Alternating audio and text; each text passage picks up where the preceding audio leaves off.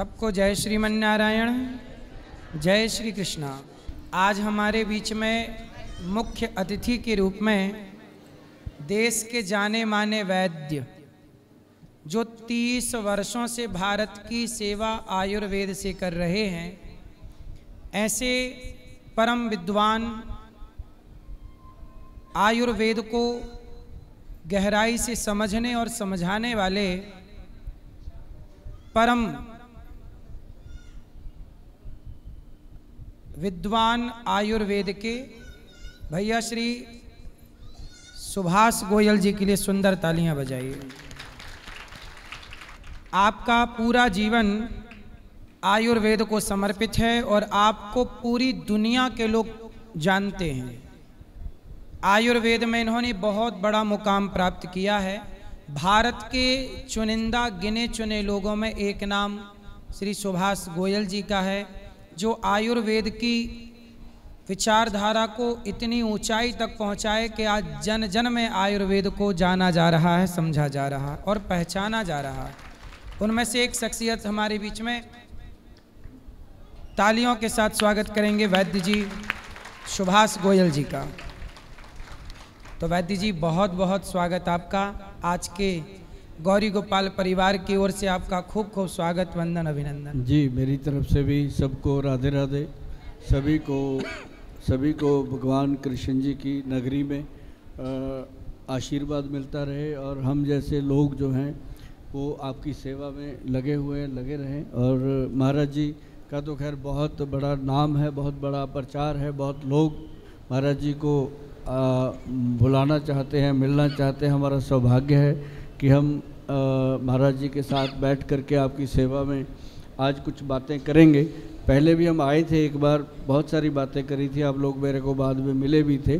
और अपने मोबाइल पे आप खोलिएगा सुभाष गोयल चंडीगढ़ लिख करके, तो यूट्यूब पे ये चीज़ें आपको देखने को मिलेंगी। सुभाष गोयल चंडीगढ़ सिंपल लिखना है। तो आज मेरा सौभाग्य है कि महाराज जी के साथ में बैठ करके कुछ आयुर्वेद के बारे में, कुछ आपकी सेहत के बारे में व्याख्यान करेंगे। महाराज जी, आपका कोटि कोटि नमन। तो आज भैया श्री सुभाष गोयल जी से हम प्रश्न करें आप लोगों के पक्ष से, क्योंकि ये वैद्य हैं, अच्छे लोगों का लाभ ले लेना चाहिए। अच्छा, आजकल छोटे बच्चों को, बड़ों को, स्त्री को, पुरुष को ये हार्ट अटैक की समस्याएं खड़ी होने लग गई बहुत ज़्यादा। तो ये हार्ट अटैक क्यों होता है, पहला सवाल। और यदि है ये बीमारी तो क्या इसे आयुर्वेद किस तरह से ठीक कर सकता है? हार्ट अटैक का जहाँ तक आयुर्वेद का रुझान है, उसके अंदर सबसे बड़ी चीज़ें जो है, हमारे जो आयुर्वेद ग्रंथ हैं उनमें तो प्रिकॉशन ज़्यादा लिखे हुए हैं। साथ में कहा गया है कि प्रिकॉशन जो है वो बहुत इम्पॉर्टेंट है। हम लोग करते नहीं हैं, ध्यान नहीं देते। बच्चा थोड़ा सा शरारत करता है, कभी उसको चॉकलेट दे देते हैं, कभी उसको आइसक्रीम दे देते हैं, कभी उसको खाने की वो चीज़ तो देते ही नहीं जो उसके लिए फ़ायदेमंद हो। और ज़्यादा से ज़्यादा क्या करते हैं, मोबाइल पकड़ा देते हैं, बच्चा उसमें लग जाता है। तो मोबाइल जो है वो ब्रेन के अंदर केमिकल वैसे ही पैदा करेगा। अब जैसे हम 10 लोग हम बैठे हैं, अपने सामने तीन महिलाएं आ जाएं, एक अपनी बीवी आ जाए, अपनी मदर आ जाए, अपनी बहन आ जाए और चौथी आ जाए कोई और पड़ोसन, तो हमारे चारों के लिए एकदम नज़रिया अलग होगा। माँ के लिए माँ का भाव होगा, बहन के लिए बहन का होगा, बीवी के लिए ओए चाय लेके आ, ऐसा भाव होगा। तो जो पड़ोसन होगी उसको इधर तो देख के छोड़ देंगे। मतलब अपना जो भाव है वो बदलता है। ऐसे मोबाइल देखते देखते भी महाराज जी चेंज होता है कि हमारे दिमाग के अंदर केमिकल पैदा होते हैं। तो एक मैं आपको एक एग्जांपल बताऊं महाराज जी की, ब्रेन के अंदर केमिकल जब पैदा होते हैं तो उसको कोई बचा नहीं सकता। आपने भी कभी देखा होगा, लोगों ने भी देखा होगा कि एक बड़ी छोटी सी स्टोरी है, मैं सुनाता हूँ। ये हमारे सोनू जी ने सुनाई थी, शर्मा जी ने लोगों को, कि एक इंसान को फांसी की सज़ा सुना दी गई कि इतनी तारीख को इतने बजे तेरे को फांसी होनी है। तो 2 दिन पहले उसको डिसीजन बता दिया गया कि फांसी तेरी कैंसिल हो गई भाई, तेरे को कोबरा का जहर से मारा जाएगा, कि सांप लड़ाया जाएगा तेरे को। तो वो आदमी डरा हुआ बेचारा, मौत के चुंगल में, जैसे मर्जी मार दो भाई, मारना है जब आपने। तो उसके अंदर उसका डर इतना पैदा कर दिया कि फांसी से उतना डरा नहीं था जितना वो सांप के डंक से डरने लगा। तो उसको इतना डर, ये सच्ची कहानी है अपने देश की, सच्ची कहानी है। तो उसको मतलब जब टाइम आया, उसको बताया गया अभी 1 घंटा रह गया, कुर्सी पे ऐसे बिठा दिया उसको बांध के, 1 घंटा रह गया, फिर घंटे के बाद बोला आधा घंटा रह गया, अब 10 सेकंड रह गए, 1 सेकंड रह गया, आधा सेकंड रह गया, अभी हो गया, ये आ गया कोबरा, उसको पिन चुबो दिया गया, सिंपल पिन। तो पिन चुबो दिया गया तो उसकी डेथ हो गई पिन चुभोने से। और जब उसका पोस्टमार्टम हुआ तो ब्रेन में से कोबरा का जहर पाया गया। तो ये अपनी सोच जो है ये बहुत बड़ा काम करती है। आपका थॉट हमेशा, हम हमेशा कहते नहीं कि खुश रहो, हर हाल में खुश रहो, हर फन मौला बन के रहो, तब जा कर के अब ये चीज़ें ठीक होने वाली हैं। और अपने आप को पूरा ध्यान रखो। महाराज जी के पास आप आते हो, मैं तो समझता हूँ आप धन्य हो, हम तो कभी कभी आते हैं। इसलिए कहते हैं जैसी दृष्टि वैसी सृष्टि। आप जैसा सोचते हैं वैसे आप हो जाते हैं। अच्छा सोचेंगे आप अच्छे हो जाएंगे, आप बुरा सोचेंगे आप बुरे हो जाएंगे। इसलिए अच्छा सोचिए। अच्छा, हम आपसे ये और जानना चाहते हैं कि शाकाहार और मांसाहार, बहुत सारे लोग मांसाहारी होते हैं, बहुत सारे लोग शाकाहारी हैं जो दाल चावल सब्जी रोटी से अपना पेट भरते हैं।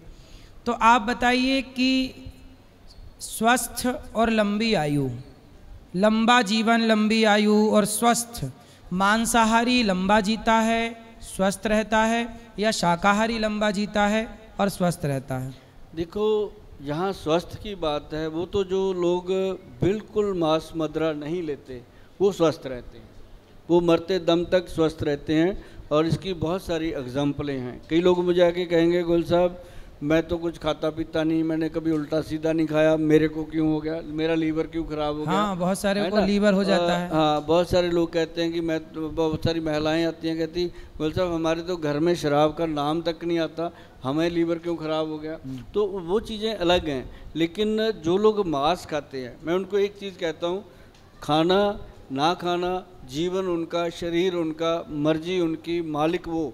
लेकिन मैं एक बात बता दूंगा कि जो लाश होती है वो जानवर की लाश भी लाश है, इंसान की लाश भी लाश है। हमारे घर में कोई मर जाए, चाहे वो अपना सका कौन हो, कोई भी अपना नज़दीकी होगा, घर में कोई बगाया पराया तो होता नहीं, तो हम उसको थोड़ी देर के बाद 2-3 घंटे के बाद कहते हैं उठाओ भाई, नहीं तो इसके इर्द गिर्द बर्फ़ लगाओ भाई, इसमें गंदगी आ जाएगी, स्मेल आएगी, ख़राब हो जाएगा। तो कहाँ हम उसको पका के जानवर को खा जाते हैं, वो अपने शरीर में जा कर के क्या करेगा, क्या होगा, खाने वाले को पता है, उसको सब कुछ पता है, लेकिन वो फिर भी खाता है, उसकी जीभ का स्वाद बन जाता है। जिसको जीभ का स्वाद लग जाता है वो नहीं छोड़ पाते, लेकिन जो छोड़ना चाहते हैं वो एकदम छोड़ देते हैं। इसको छोड़ने से शरीर में कोई क्षति नहीं होती। हाँ, ये ज़रूर है कि जो लोग मांस नहीं खाते, शाकाहारी लोग हैं, उनका सबसे बेहतर होता है। अब जैसे मान लो आप हाथी का एग्जाम्पल लो, शाकाहारी जीव है, और बहुत सारे जीव और भी हैं, और अपने इंसान भी हैं जो संत लोग हैं, 100-100 साल की उम्र लेकर के गए हैं, वो सारे शाकाहारी थे।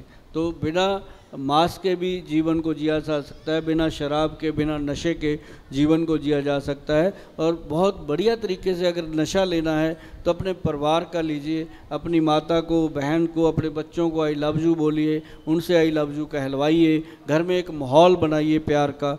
जितनी मर्जी लड़ाई हुई हो, मैं तो ये कहता हूँ कि हस्बैंड वाइफ जितना मर्जी लड़ लें, रात को सोने से पहले ही सुलह कर लें, ताकि सुबह तक उनका जो मूड है वो अच्छा रहे। क्योंकि सुलह तो होनी है, 2 दिन बाद भी होनी है, तो उसी दिन क्यों ना कर लें। तो सबसे पहले तो भाइयों को करनी पड़ती है, तो कोई बुरी बात नहीं है।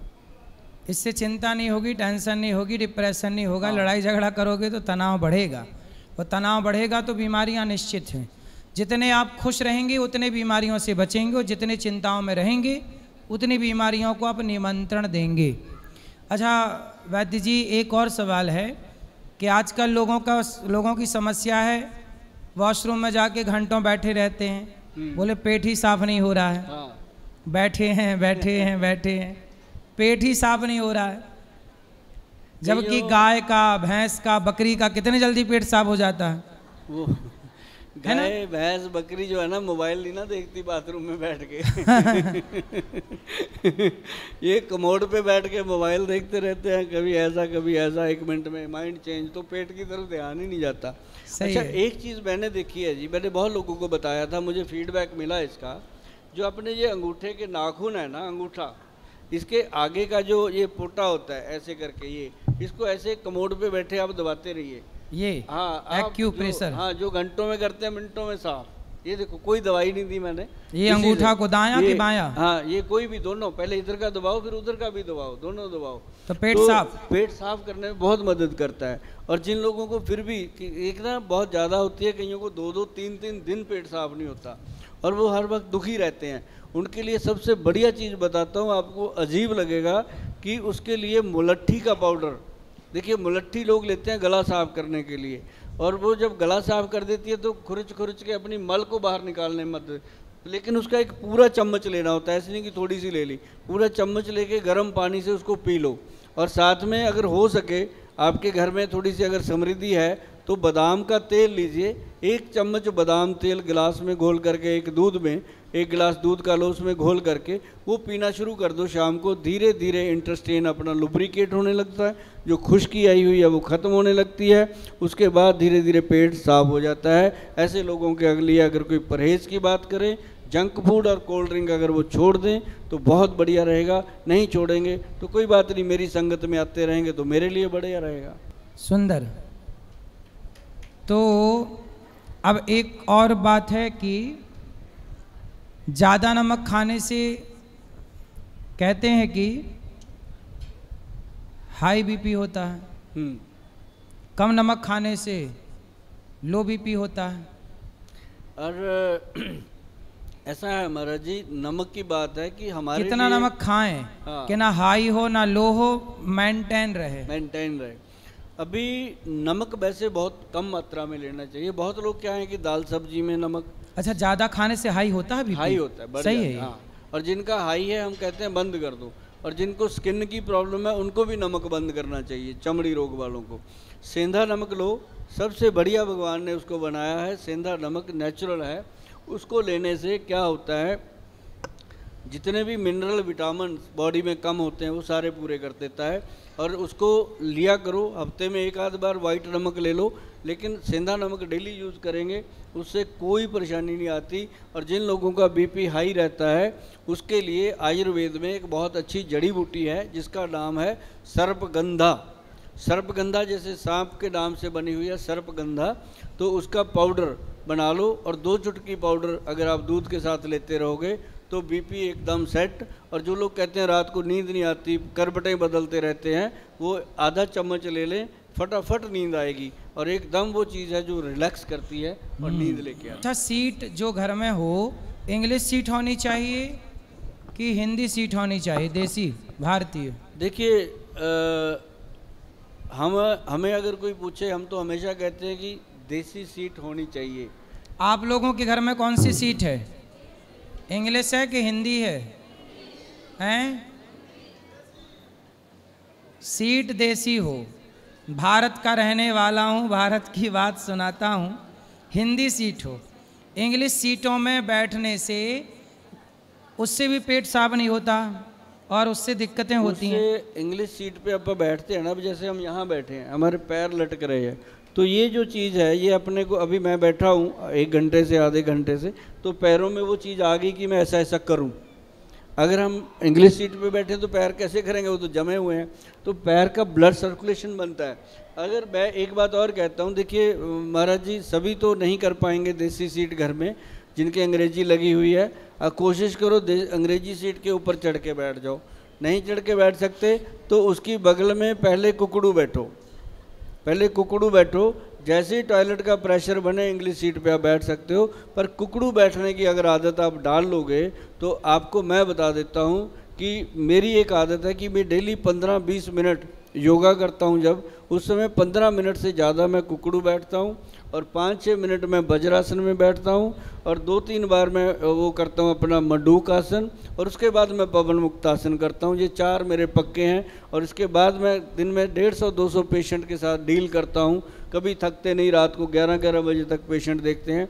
तो ये जो 3-4 योगा आसन मैंने बोले हैं ना, आप नोट कर लेना। तो ये आसन नहाने के पहले करना है, स्नान के बाद? स्नान से पहले, ये कुछ खाने पीने, शौच जाने के पहले, सांस जाने के बाद भी कर सकते हैं, सोच जाने के बाद ही करना चाहिए। ठीक है। जिनका पेट क्लियर होता है वो बाद में करें, नहीं कई लोगों को ये आसन अगर वो करने लग जाए ना जी, तो उनका धीरे धीरे कब्ज का मोशन ठीक हो जाता है और वो पेट बिल्कुल साफ होने लगता है। 10-15 मिनट घड़ी दे के कुकड़ू बैठेंगे और उसके बाद आप वज्रासन में बैठेंगे, उसके बाद आप मंडूक आसन करेंगे।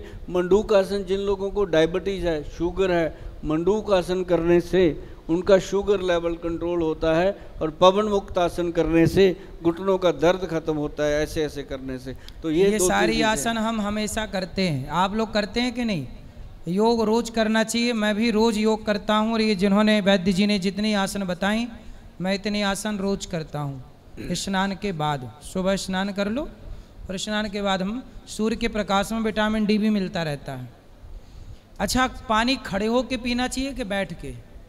हाँ, पानी का बहुत ज़्यादा भ्रांति है। सबसे पहले तो मैं बताऊंगा पानी घड़े का पीना चाहिए और पानी हमेशा बैठ के पीना चाहिए। पानी घड़े का और बैठ के पीना चाहिए। पानी को बैठ के और सिप करके पीना चाहिए, कभी ऐसे गटक के पानी नहीं पीना चाहिए।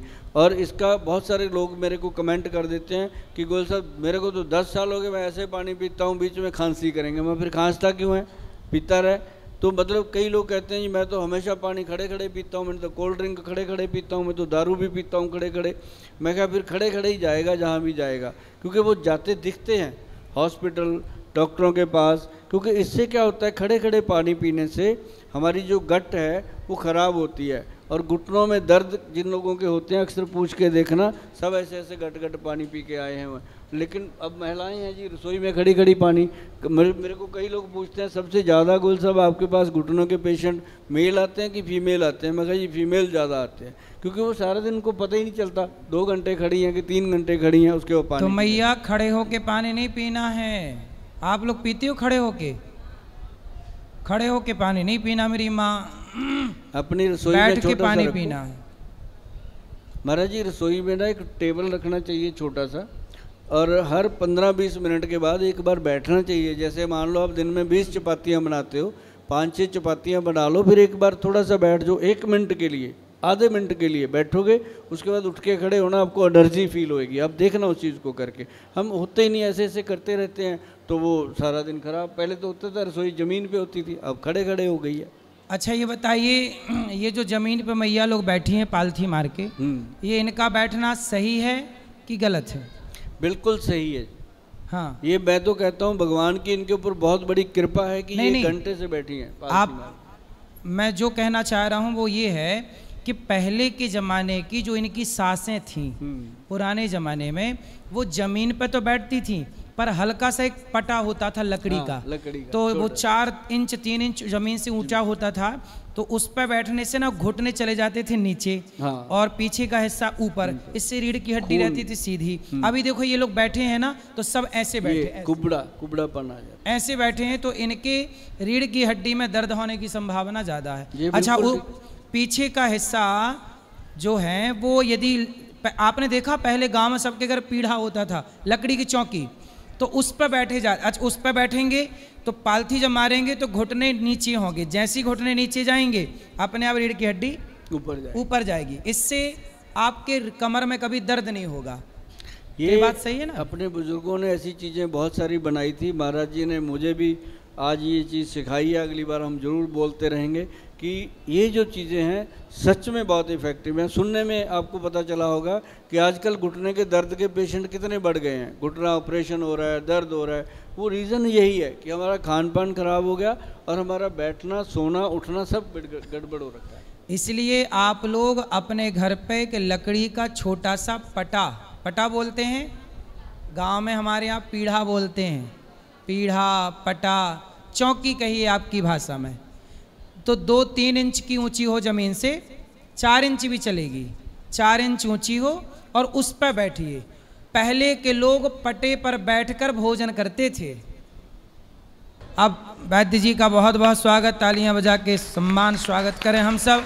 बहुत बहुत धन्यवाद, आप सबके प्रश्नों का उत्तर दिए और आप आए इसके लिए बहुत बहुत धन्यवाद। और जिनको और भी प्रश्न हैं, वैद्य जी आते रहेंगे और मिलते रहेंगे, आप बात करते रहिए।